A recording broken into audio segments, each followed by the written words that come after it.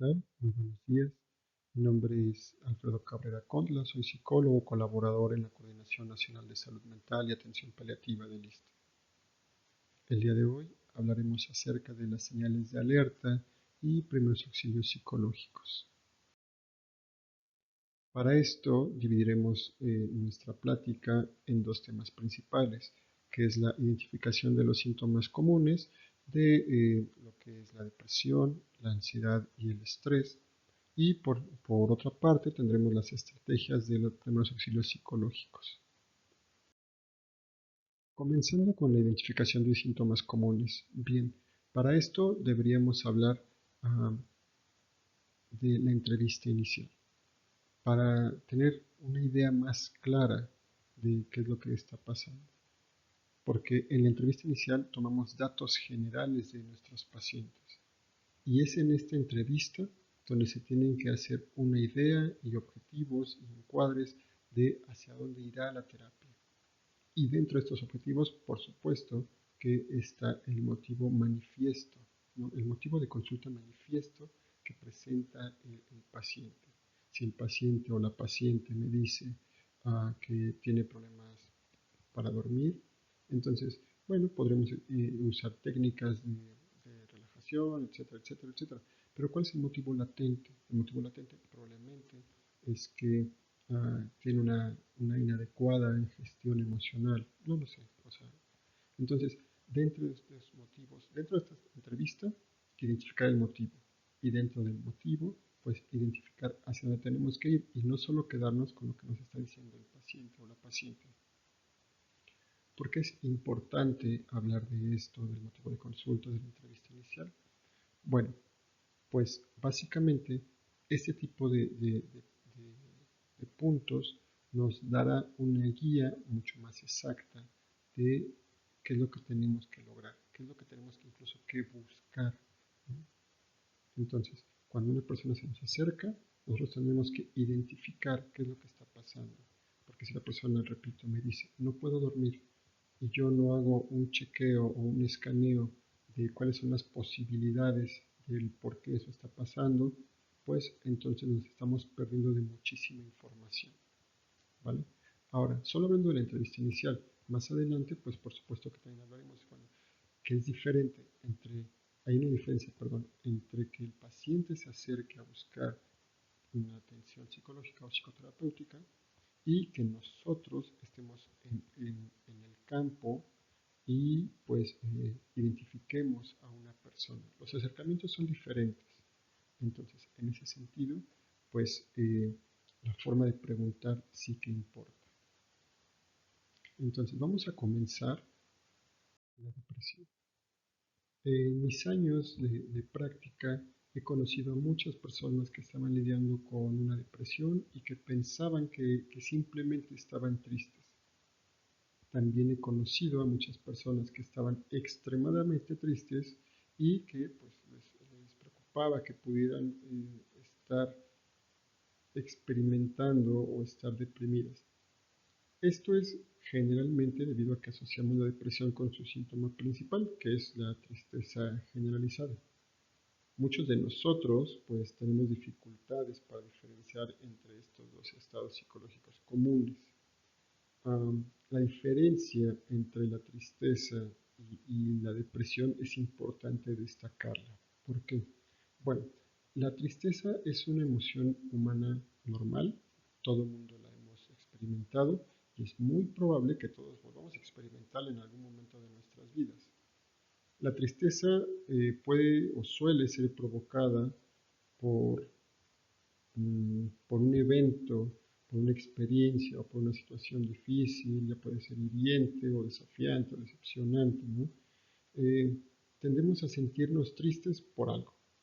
Esto también significa que cuando ese algo cambia, pues cuando nuestro dolor emocional se desvanece o cuando nos hemos adaptado o superado una pérdida, pues nuestra tristeza disminuye. La depresión, por otro lado, pues es un estado emocional, digámosle, anormal o un trastorno, ¿no? La cual afecta nuestros pensamientos, nuestras emociones, nuestra percepción, nuestro comportamiento de manera generalizada y crónica. La depresión no requiere necesariamente un evento o una situación complicada, ya sea una pérdida o un cambio de circunstancia como desencadenante. Entonces, cuando nosotros le preguntamos a una persona, oye, pero ¿por qué estás triste? Y nos dice como, pues no sé, ¿no? O sea, ¿cuántas veces nos hemos encontrado a personas que tienen quizás una vida muy holgada económicamente o que parece que en su familia no hay tantos problemas? Y decimos, pero ¿por qué estás deprimido? Y la persona tampoco puede identificarlo. Bien, esto es porque realmente no se requiere un evento desencadenante, simplemente un desequilibrio. O muchas veces también, pues la persona no ubica cuál es ese evento. Entonces, nosotros como profesionales de la salud, ¿qué es lo que tenemos que hacer? Hacer una identificación de la sintomatología de esta depresión para poder saber hacia dónde vamos, para poder hacernos una idea de si es depresión o si la persona está triste. Ambas, por supuesto que son importantes de tratar, pero por supuesto que no se tratan igual, ¿no? Entonces, vamos a hacer una identificación. Primero, si tenemos un estado o si el paciente tiene un estado de ánimo deprimido o irritable la mayor parte del tiempo, una pérdida o disminución del placer o interés en la mayoría de las actividades, cambios significativos en el peso o el apetito, dificultades para dormir o dormir demasiado, sentirse decaído o inquieto la mayoría de los días, sentirse cansado o con poca energía, si existen sentimientos de minusvalía o culpa excesiva. Y bueno, si hay problemas con el pensamiento, la concentración, el enfoque, la creatividad, como procesos cognitivos, ¿no? Si encontramos 5 o más de estos durante 2 semanas seguidas, pues entonces deberíamos como poner mucha atención porque es probable que se trate de un caso de depresión. Obviamente el estar en contacto con personas que padecen depresión, pues nos da eh, un ojo clínico o nos da quizás eh, la forma de acercamiento con las personas. Pero bueno, o sea, mientras formamos ese ojo, debemos como quizás tener una listita o algo como muy presente que nos permita decir si esto es depresión o esto es ansiedad o esto es estrés, ¿no? O está triste solamente. En fin.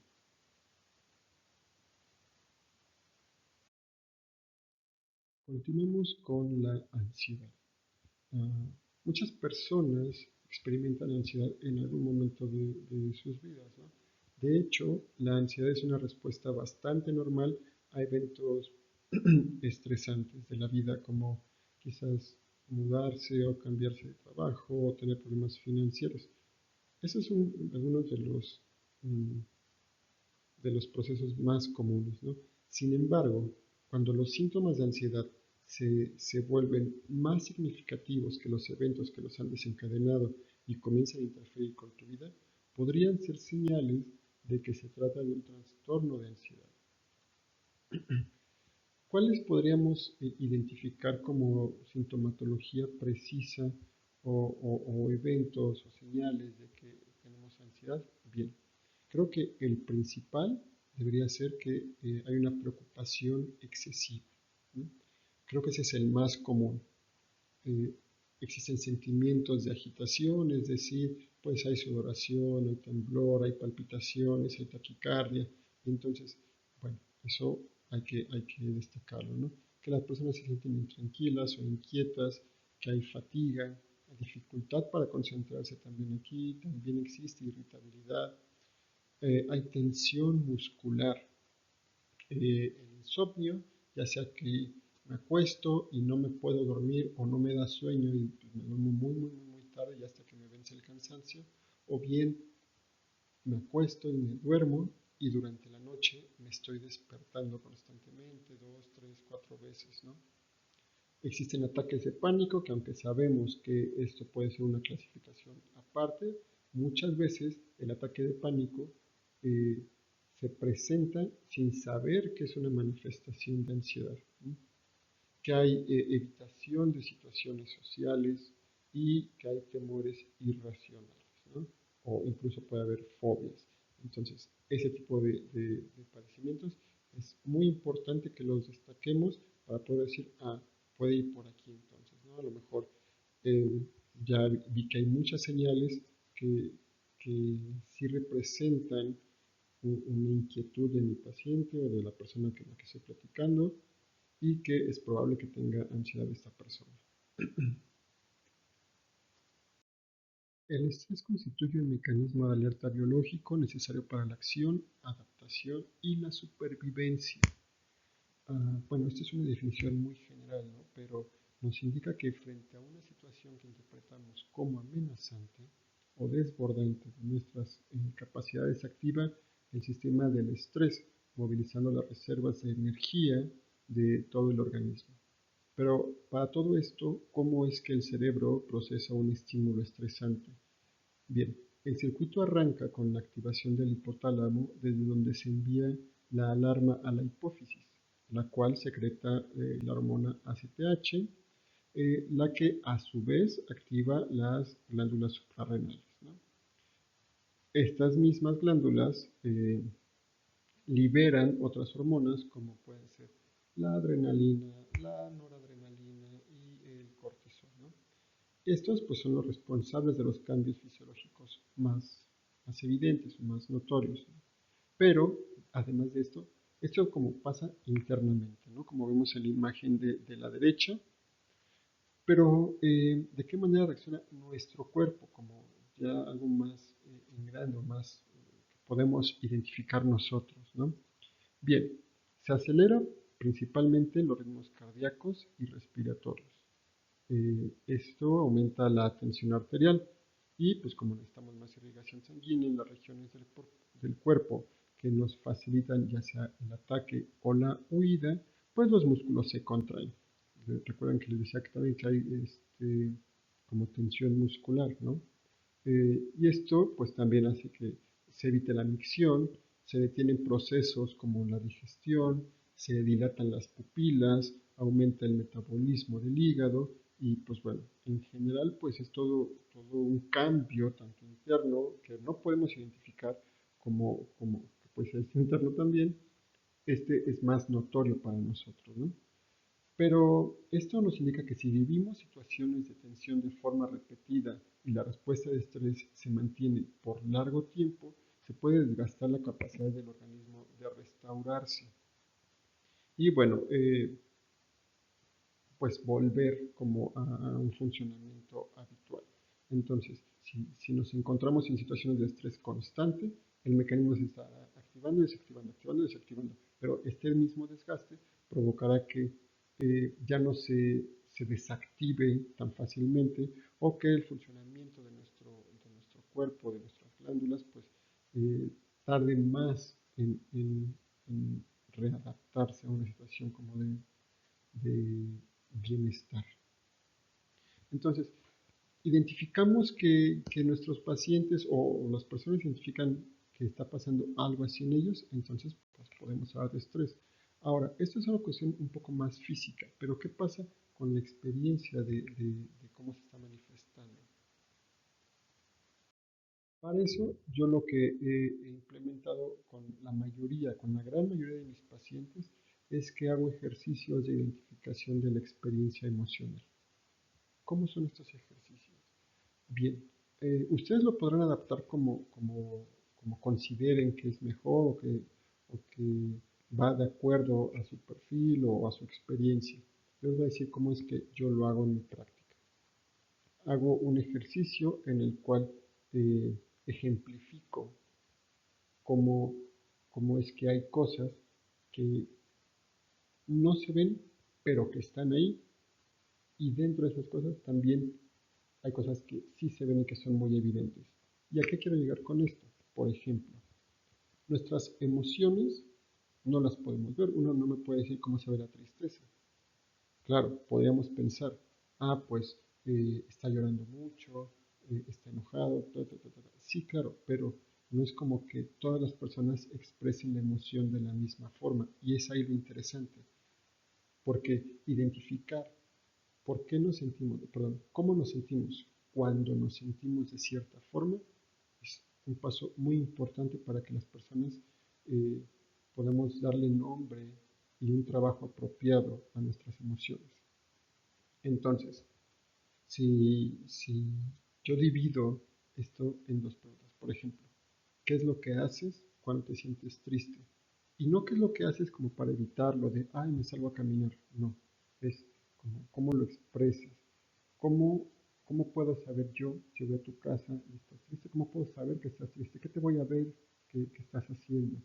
A lo mejor la persona me dice como, pues es que yo lloro, yo me encierro, me aíslo, ah, no lo sé, ¿no? O sea, como este tipo de cosas.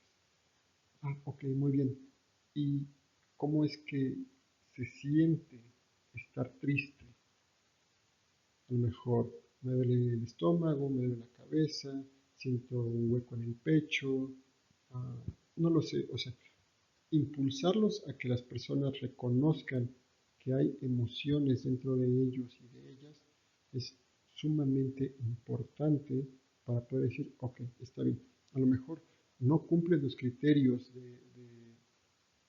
para una depresión, pero estamos viendo que de esta manera en la que tú estás identificando que, que es experimentar la tristeza, vemos que te sientes de esta forma 5 veces a la semana o 5 días a la semana.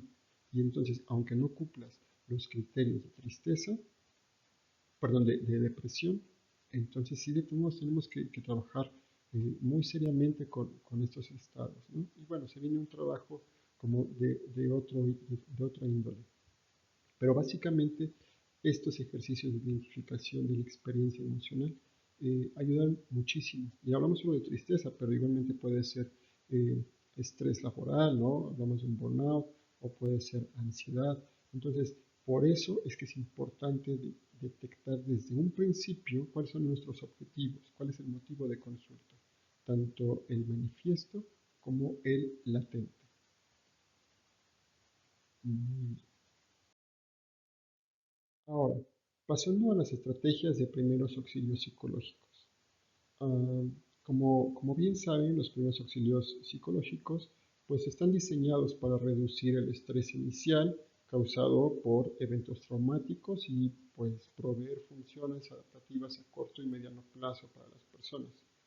E incluso a largo plazo, los primeros auxilios psicológicos pueden incluir factores que parecen ser de gran ayuda para la recuperación de la persona. Y vamos a enumerarlos. Primero, sentirse seguro y conectado con las otras personas, con calma y con esperanza. El segundo punto es tener acceso a apoyos ya sea sociales o físicos y emocionales. El tercer punto es sentirse capaz de ayudarse a sí mismos como individuo y como comunidades. Las personas que hayan vivido una situación de crisis pueden estar como muy alteradas o ansiosas o confundidas, ¿no? Es por eso que algunas personas pueden culparse a sí mismos por cosas que han ocurrido durante esa crisis. Es importante mantener la calma y demostrar la comprensión para poder ayudar a las personas que estén pues, angustiadas, ¿no? Para sentirse más seguras, para sentirse a salvo, para sentirse comprendidas, incluso respetadas y bueno, que están recibiendo una atención de manera apropiada. Yo les decía que es diferente hacer una identificación entre entre el recibir a una persona en nuestros consultorios en busca de ayuda pues, psicológica y poder identificar a una persona en el campo, ¿no? O sea, si nosotros vamos a una comunidad y vemos que hay, no sé, una señora quizás desorientada o, o con ganas de llorar, entonces el acercamiento es diferente, pero para eso tenemos que tener como las tres principales estrategias, ¿no? ¿Y cuáles son las tres principales estrategias? Bueno, son tres principios básicos de la actuación en los primeros auxilios psicológicos, ¿no? Esto es observar, escuchar y conectar. Estos principios sirven de orientación a la hora de contemplar una situación de crisis y adaptarse a ella. Comenzamos con la acción de observar. Hay que identificar qué peligros hay en la zona, si es si es un área o si existe un conflicto activo, cuáles son, si existe quizás alguna carretera dañada o quizás si hay edificios colapsándose. Esto eh, en, en caso de, por ejemplo, un temblor, ¿no? Pero ¿qué pasa cuando hay desplazamiento o cuando hay violencia en un lugar, ¿no? Si es una intervención como hospitalaria, pues para identificar los riesgos se centra pues, en identificar los componentes funcionales que puedan poner al equipo o a las personas, incluso al personal de salud en riesgo. Y para poder hacer esto se divide por grados, ¿no? Si el grado 1 tiene que ver con la hostilidad o la irritabilidad del paciente. Si el grado 2 es si el paciente está gritando o está insultando. Y el grado 3, pues si hay golpes o amenazas, ¿no? Entonces, para generar una seguridad, pues no hay que acudir al lugar de la crisis si no se está convencido de que es seguro, ¿no? Las personas con evidentes necesidades básicas urgentes hay que derivar a los heridos graves al personal médico o a otras personas con conocimientos de primeros auxilios físicos. Y por último, personas con alteraciones de angustia grave, a quién pueden resultarle útiles los PAP, o sea, los primeros auxilios psicológicos, y cuál es la mejor manera de ayudar. Todo esto se refiere al observar, porque si nosotros podemos observar estas características del entorno y de la persona, entonces pues podremos hacer una mejor intervención. Si nosotros observamos de manera adecuada, podemos ver que una persona no necesita tanto PAP, sino pues primeros auxilios físicos, ¿no? O médicos. Y entonces podemos llamar al personal, podemos identificar a una persona que aunque no parezca herida, uh, quizás se vea como confundida y cuando nos acercamos nos damos cuenta que tiene un golpe en la cabeza y es lo que causa la desorientación. Entonces, por ahí va el tema de observar. Ok, escuchar. Primero, hay que preguntar qué necesitan las personas y qué les preocupa. Y escuchar a las personas y ayudarles a tranquilizarse. Aunque algunas necesidades parezcan como muy evidentes, como, no sé, una cobija para cubrir a alguien que tiene la ropa como desgarrada, pues siempre hay que preguntar qué necesitan, ¿no? Averiguar qué es más importante para ellos en ese momento y ayudarles a establecer las necesidades o las prioridades que puedan pues beneficiar la claridad de la acción o de la intervención. De acuerdo con esto, podemos nosotros hacer inferencias equivocadas de qué es lo que requiere una persona, porque no conocemos su situación. Entonces, es muy importante que sepamos escuchar, estar atentos. Y a partir de ahí, pues, el conectar con otros servicios u otras instancias, ¿no? Tenemos aquí que, por ejemplo, que ayudar a las personas a resolver sus necesidades básicas y acceder a los servicios, ¿no? A lo mejor si nosotros estamos en una zona o en un hospital, las personas se acercan a nosotros y dicen como de, oye, ¿sabes qué? Necesito tomar agua, ¿no? No he tomado agua en 2 días. Entonces decimos, ah, sí, los servicios de hidratación están en tal lado, ¿no? O el servicio médico, o etc. Ayudar a las personas a enfrentarse a los problemas, también el brindar información y, como decía, conectar a las personas con sus seres queridos y con las redes de apoyo social. Es muy común que después de un episodio como de desastres naturales, las personas puedan sentirse pues vulnerables o aislados o impotentes.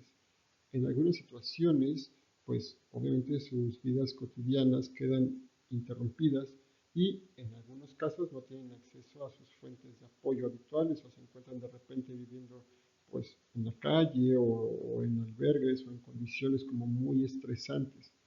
Entonces, poner en contacto a las personas con fuentes de apoyo práctico es una parte muy importante de los primeros auxilios psicológicos. Incluso puede ser como un vaso con agua o algo de comer y pues bueno, hay que priorizar como cuáles son las necesidades.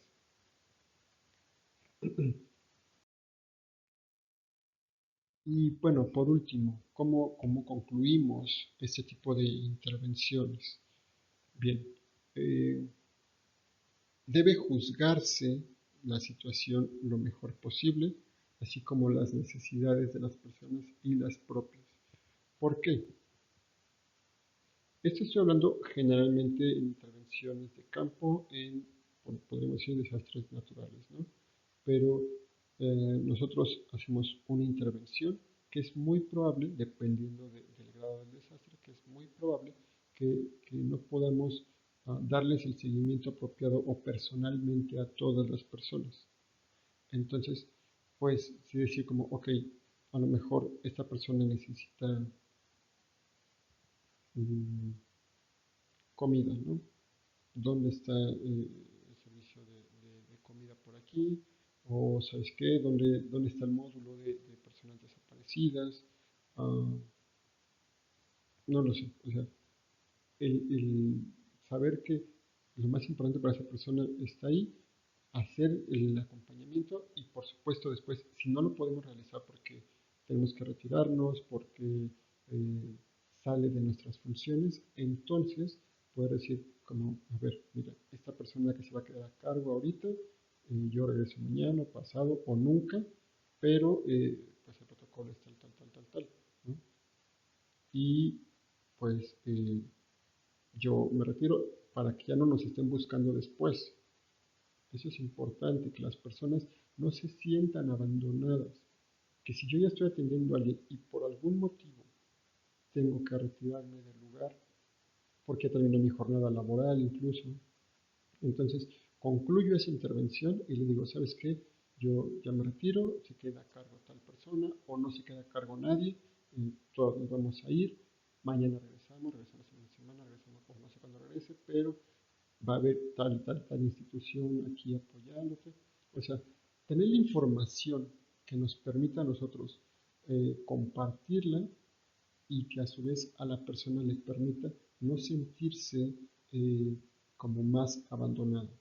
Recuerden, la intervención en primeros auxilios psicológicos requiere que las personas a las que se les está aplicando esta atención pues se sientan con esperanza también, ¿no?